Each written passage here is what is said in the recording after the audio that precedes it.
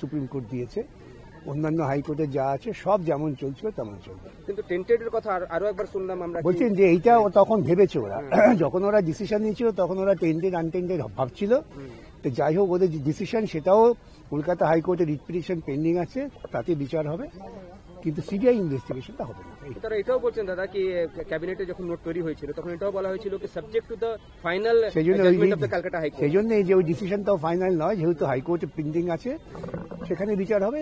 In the mean time এই criminal ইনভেস্টিগেশনটাকে stay করলেন supreme কোর্টে, খুব ব্যালেন্সড অর্ডার। বিকজ একটা অন্য খবর রয়েছে যে আজকে মডিফিকেশন অর্ডার যেটা মুভ করেছে স্টেট গভর্নমেন্ট, সেটা মেনশন করা হয়েছে, আগামীকাল খুব শুনানি হবে।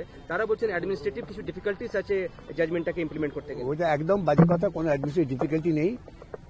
ওরা যদি চায়, ওরা ইচ্ছে করলে রিটায়ার্ড টিচারদের দিয়েও পড়াতে পারে, কিন্তু ওদের পারপাস হচ্ছে ওই টেন্টেড টিচারদের দিয়ে পড়ানো। আমার মনে হয় না সুপ্রিম কোর্ট এতে হস্তক্ষেপ করবে। কিন্তু 3 মাসের মধ্যে বলছেন খুব শর্ট ডিউরেশন। 3 মাসের মধ্যে সেখানে শুরু করুক, শুরুই করলো না আগে থেকে শর্ট ডিউরেশন। শুরু করার পর ওরা কোর্টে এসে চাইতে পারে, এখন সেটা ওদের যারা অ্যাডভাইস করছে তারা বুঝবে। মুখ্যমন্ত্রী তো বলছেন কি তাদের পাশে তিনি রয়েছেন, টেন্টেডদের পাশে। না, মুখ্যমন্ত্রী তো চিরকালই দুর্নীতির পাশে থাকেন, ইটস নাথিং নিউ। পশ্চিমবঙ্গের মুখ্যমন্ত্রী ইজুকাল টু দুর্নীতি, আমি সবসময় বলি। তো মুখ্যমন্ত্রী বলছেন প্রয়োজন হলে জেলে তিনি যাবেন, কিন্তু সুপ্রিম কোর্টে যাবেন, তাকে তো জেলে যেতে আজ হোক কাল হোক, যে দুর্নীতি তিনি করেছেন এটা নতুন কিছু না। তিনি বলছেন যারা যারা যোগ্য তাদের পাশে তিনি রয়েছেন। তা উনি যোগ্যদের লিস্টটা দিচ্ছেন না কেন? তো মহা মুশকিল। উনি মিটিং ডাকলেন, সেখানে তিনি বলতে পারতেন যে আমি দেখেছি যোগ্য হচ্ছে রাম, হরি, রহিম, করিম, কথা বলছেন না। আসলে উনি যে দুর্নীতি করেছেন সেই দুর্নীতিটাকেই বহাল রাখার চেষ্টা করছেন। উনি তো পার্সোনালি বলছেন আপনার বিরুদ্ধে একটা জনমত তৈরি করা হোক। তা করুক, কোনো আপত্তি না, আমি খুব খুশি। আমার বিরুদ্ধে যত জনমত তৈরি করবে তত বেশি লোক আমার পক্ষে আসবে। কেন আপনি এত লোকের চাকরি খেয়ে নিলেন তিনি বলছেন? আসলে উনি বুঝতে পেরে গেছেন যে এত বড় দুর্নীতি করেছে, এটা লোকে বুঝে যাচ্ছে। এখন লোকে ওর বিরুদ্ধে ক্ষোভ তৈরি হচ্ছে, সেটা কি করে অন্যদিকে ঘোরানো যায় সেই চেষ্টা, আর কিছু না। তা খুব ভালো, উনি যত বেশি আমার বিরুদ্ধে বলেন তত আমি খুশি। কিন্তু আপনার মনে হচ্ছে 3 মাসে এটা হয়ে যাবে যেটা সুপ্রিম কোর্ট নির্দেশ দিয়েছে? 3 মাসে না হলে তাকে তো দেখাতে হবে সে শুরু করেছে।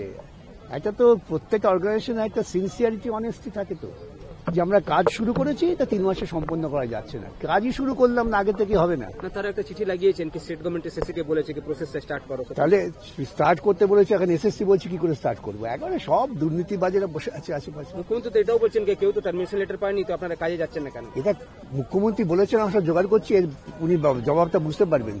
যেখানে পুরোটা খারিজ করে দিয়েছে ডিভিশন বেঞ্চ, তারপর সুপ্রিম কোর্ট, তারপর আবার টার্মিনেশন লেটার দিতে হবে নাকি?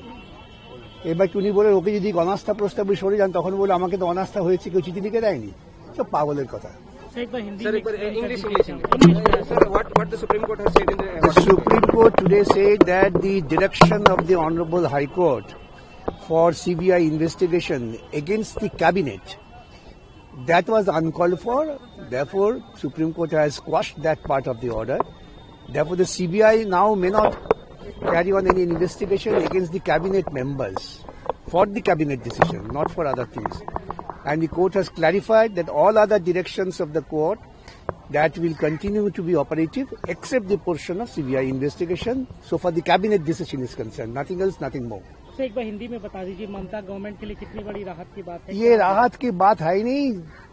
कलकत्ता डिवीजन में उन्होंने सीबीआई इन्वेस्टिगेशन के बारे में जांच करने के लिए जो आदेश दिया था, कैबिनेट जो डिसीजन लिए थे, कैबिनेट का डिसीजन का लेकर कोई क्रिमिनल इन्वेस्टिगेशन हो नहीं सकता संवैधानिक तौर से। इसीलिए उन्होंने बताया कि सीबीआई इन्वेस्टिगेशन वाला जो आदेश है उसको खारिज कर दिया।